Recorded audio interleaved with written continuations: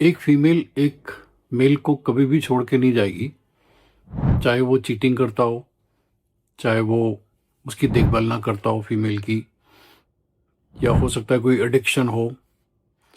एक फीमेल जल्दी छोड़ के नहीं जाती है, लेकिन एक फीमेल आपको पक्का छोड़ के चली जाएगी अगर आप बहुत ज़्यादा नाइस हो, अगर आप बहुत ज़्यादा ज़रूरत से ज़्यादा सॉफ्ट हो, सबमिसिव हो, नाइस हो। तो फीमेल या तो आपको छोड़ के चली जाएगी बिकॉज उसको एक स्ट्रांग मेल चाहिए भाई, और या फिर आपकी लाइफ इतनी अनकंफर्टेबल कर देगी कि आप बहुत मुश्किल में आ जाओगे और आपको समझ में नहीं आएगा कि ये मेरे साथ हो क्या रहा है। इन बातों को ध्यान से समझ लो। सबसे पहले आपको ये पता होना चाहिए कि एक फीमेल आपकी लाइफ में क्यों आती है। सोचो, क्यों आती है एक फीमेल?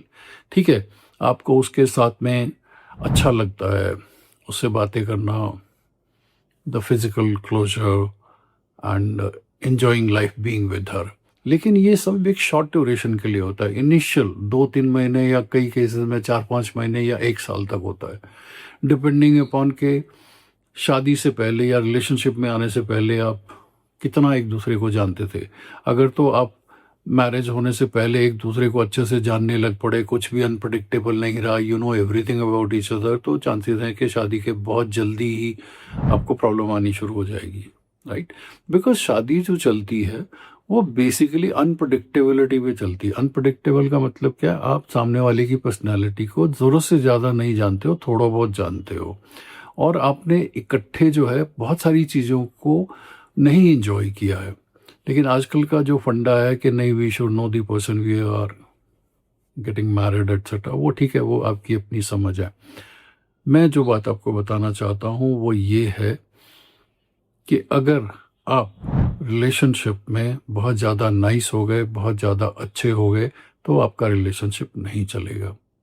ठीक है, आपको अच्छा लगेगा कि I am taking care of her, उसको भी अच्छा लगेगा he is taking care of me, but after some time redundancy आ जाएगी और वो फीमेल खुद आपको जो है ना पलट के या तो भगा देगी या फिर बिल्कुल अपने हिसाब से चलाएगी। ओके, अब हम बात करते हैं एक फीमेल आपकी लाइफ में क्यों आती है। इनिशियल एंजॉयमेंट हो गई, आपने बहुत अच्छे से जो भी मज़े लेने थे ले लिए। उसके बाद में एक टाइम पीरियड आता है जब आपको फीमेल की वाणी में, उसकी वे ऑफ लिविंग में एक रेजिस्टेंस नज़र आती है, राइट? इस चीज़ को समझने की कोशिश करो। अगर तो आपको लगता है कि मुझे इस फीमेल के साथ में काफ़ी लॉन्ग टर्म रहना है, तो अपने फ्रेम से बाहर नहीं आना, अपना जो भी आपका वे ऑफ लिविंग है उसको मेंटेन करके रखना। ओके, और अगर आपको ये लगता है कि मैं इसको ऑर्गेनिकली ग्रो करना चाहता हूँ, जैसे लाइफ चल रही है मैं चलने देना चाहता हूँ, तो फिर आपको ज़्यादा दुखी होने की ज़रूरत नहीं है। एक फीमेल आपकी लाइफ में आपको स्ट्रांग बनाने के लिए आई है। ओके, स्ट्रांग बनाने का मतलब क्या है?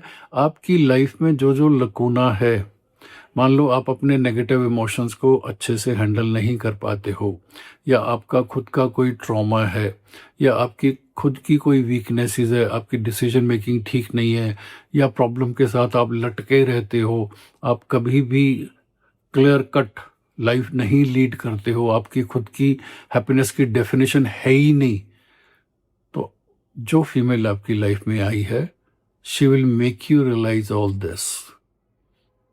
अब आपके पास में दो ऑप्शन है, या तो आप फीमेल को बैड कैटेगरी में डाल दो कि फीमेल अच्छी नहीं है, टॉक्सिक है, नार्सिसिस्ट है, जो भी अंग्रेजी के शब्द आप लोग इस्तेमाल करते हो, या फिर आप ये समझ लो कि यार इस बंदी ने मेरे को ये रियलाइज करवा दिया कि मैं अपने नेगेटिव इमोशंस को ठीक से नहीं निकाल पाता हूँ, या मेरे अंदर में ये प्रॉब्लम्स हैं, मेरी डिसीजन मेकिंग ठीक नहीं है, या मैंने जो बाउंड्रीज लेट डाउन किए मैं उस पर स्टैंड बाय नहीं कर पाया।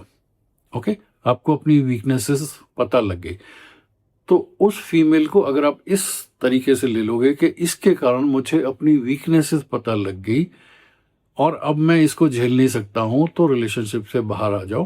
बट जो वीकनेसेस आपने पकड़ ली अपनी, उसके ऊपर काम करना शुरू कर दो, क्योंकि उसी वीकनेस के साथ में अगर इस रिलेशनशिप में आप कंटिन्यू रहोगे तो वो फीमेल आपकी हालत खराब कर देगी, बहुत अनकंफर्टेबल हो जाओगे। Okay, so if you can understand what I'm trying to tell you is a female has come into your life, आपने enjoy किया, बहुत अच्छे से किया, उसके बाद में आपको realize हुआ कि मेरे अंदर में ये uncomfortable issues हैं, और जैसे ही realize हो गया उसके बाद में start working on those issues. You can do it with staying with the female also, and you can do it getting away from the relationship also. The basic purpose ये है कि आपको अपनी weaknesses पे काम करना है. अब ये weaknesses कुछ भी हो सकती है जो मैंने पहले आपको बताई है. ठीक है, डन. हाँ, अगर आपको ये लगता है कि इस फीमेल के कारण मुझे अपनी वीकनेसेस तो पता लग गई हैं, लेकिन इसके साथ रहना बहुत मुश्किल हो गया है यार, डे टू डे लाइफ की क्वालिटी जो है बहुत ख़राब हो गई है, तब कट लो, तब रिलेशनशिप से बाहर आ जाओ और अपने ऊपर काम करो. जो झोल आपको अपनी पर्सनैलिटी में नज़र आए हैं उनके ऊपर काम करना शुरू कर दो. Become a strong man. अब स्ट्रॉन्ग मैन क्या होता है भाई? स्ट्रॉन्ग मैन एक नॉर्मल इंसान होता है, लेकिन बहुत क्लियर कट होता है, चीज़ों को लटकाता नहीं है. 2-3 एग्जाम्पल मैं आपको दे देता हूँ. अब मान लो आपको हेल्प की ज़रूरत है, तो 2-3 ऑप्शंस हैं. आपको जिससे हेल्प चाहिए आप उसके सामने जाते हो, बहुत ज़्यादा तरले करते हो, सर ये कर दो, मैं मर जाऊंगा, मेरे को ये चाहिए, ये हेल्प चाहिए. चाहे आप किसी से भी हो, किसी सीनियर से हेल्प मांग रहे हो, किसी रिश्तेदार से मांग रहे हो, चाहे अपनी फीमेल से ही हेल्प ले रहे हो. ओके, तो अगर आप बहुत ज़्यादा तरले करते हो तो आप स्ट्रॉन्ग मैन की कैटेगरी में नहीं आते हो. एक स्ट्रॉन्ग मैन को भी हेल्प चाहिए होती है, और वो हेल्प कैसे मांगता है? वो बिल्कुल फैक्ट्स एंड फिगर्स के साथ में जाएगा, जिससे भी उसको हेल्प चाहिए वहाँ जा कर के अपने केस को अच्छे से बयान करेगा कि ये ऐसे ऐसे ऐसे है और मुझे ये आपसे हेल्प चाहिए. सामने वाला रिजेक्ट भी कर सकता है, आपसे कुछ और सवाल भी पूछ सकता है. अगर वो 2-3 और सवाल पूछता है तो बहुत अच्छे से आप उसके रिप्लाई करते हो, बिकॉज आप ऑलरेडी प्रिपेयर होकर आए हो. और अगर वो रिजेक्ट कर देता है तो आप वॉकआउट कर जाते हो. आप कभी भी किसी के सामने गिड़गिड़ाते नहीं हो. Male is not supposed to do that. Okay?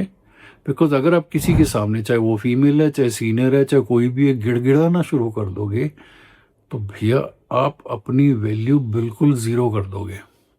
एक आधा आदमी आपके ऊपर दया करके थोड़ी बहुत अगर हेल्प कर भी देगा, लेकिन आप उसकी नज़रों से भी गिर जाओगे और अपनी नज़रों से भी गिर जाओगे. तो एक स्ट्रॉन्ग मैन हेल्प मांगता है, क्लियर कट तैयार होके जाता है, बातचीत करता है, और अगर हेल्प मिल जाती है फाइन, अगर हेल्प नहीं मिलती है ही जस्ट वॉक्स अवे. ओके, अब स्ट्रॉन्ग मैन रिजेक्शन को कैसे हैंडल करता है ये जानना बहुत ज़रूरी है. अब मान लो आपने किसी फीमेल को अप्रोच किया, आपको लगता है कि हाँ यार बहुत सुंदर है, बहुत अच्छी है, और मुझे अच्छा लगता है, I think I have good time being with her, और आपने उस फीमेल को अप्रोच किया.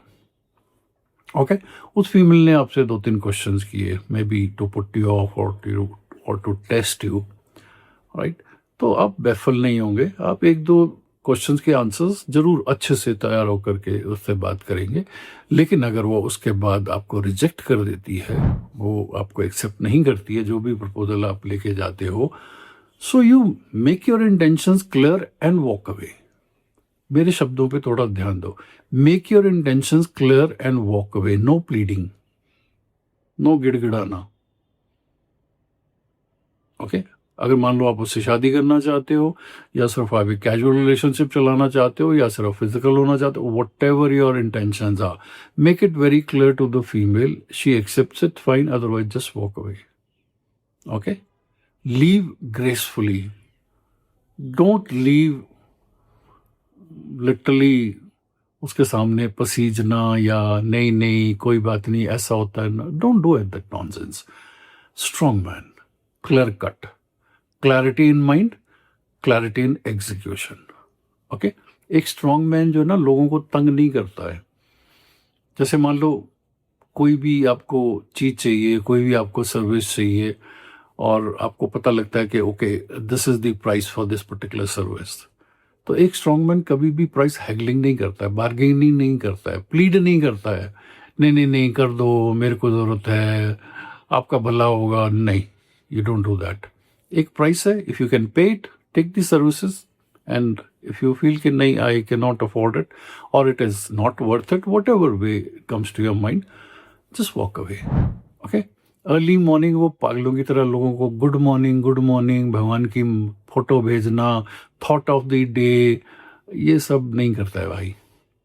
उसकी मॉर्निंग जो होती है क्वाइट मॉर्निंग्स होती हैं, क्वाइट मॉर्निंग्स। वो ना तो डिस्टर्ब होना चाहता है, ना वो किसी को डिस्टर्ब करना चाहता है। ठीक है, अलॉइन वेक्स अप क्वाइट, अपना जो भी उसका नेचुरल डोल डेली का काम है वो करता है, अपने आप जो भी उसकी चाय कॉफ़ी ब्रेकफास्ट जो कुछ भी है वो करके, and then he gets into action. Then he is very clear in my mind, आज मैं ये कर रहा हूँ, ये कर रहा हूँ, ये कर रहा हूँ, and he puts everything into that. Okay, this is how a strong man behaves. एक फीमेल आपकी लाइफ में क्यों आती है? Just to make you a strong man. जहाँ जहाँ आप अच्छे नहीं हो, जो जो आपकी अंदर में कमियां हैं, she will make you realize that. तो आपको उसी फीमेल के साथ चिपके नहीं रहना है। Got it? उसी फीमेल के साथ अगर आप रह करके अपनी कमियों पे काम कर पा रहे हो तो आप करते रहो, फिर ठीक बात है। लेकिन अगर आपको लगता है कि नहीं यार, यहाँ लाइफ की क्वालिटी मेरी बहुत अनकंफर्टेबल है, walk away, work on yourself, live alone for some time. Okay, this is how you progress in life. अगर आपको लगता है कि यार मैंने 2 3 4 5 6 7 मेरे रिलेशनशिप हो गए हैं और हर जगह मैं थपेड़े ही खाता आ रहा हूँ, इसका मतलब you not working on yourself, you just trying to tag the female only. वो टॉक्सिक थी, वो चीटर थी, वो ऐसी थी, उसने ऐसा गलत कर दिया। भाई समझने की कोशिश करो, तुम्हारे अंदर से क्या चीज निकल करके बाहर आई। हर फीमेल के साथ जो आपकी इंटरेक्शंस होती हैं, कुछ ना कुछ आपका अनकंफर्टेबल बाहर निकल के आएगा। और जब आपके अंदर में अनकंफर्टेबल स्टफ बहुत कम रह जाएगा, you come into the category of a strong man, then you will enjoy females and females will also enjoy you. Okay, take care, it's your life.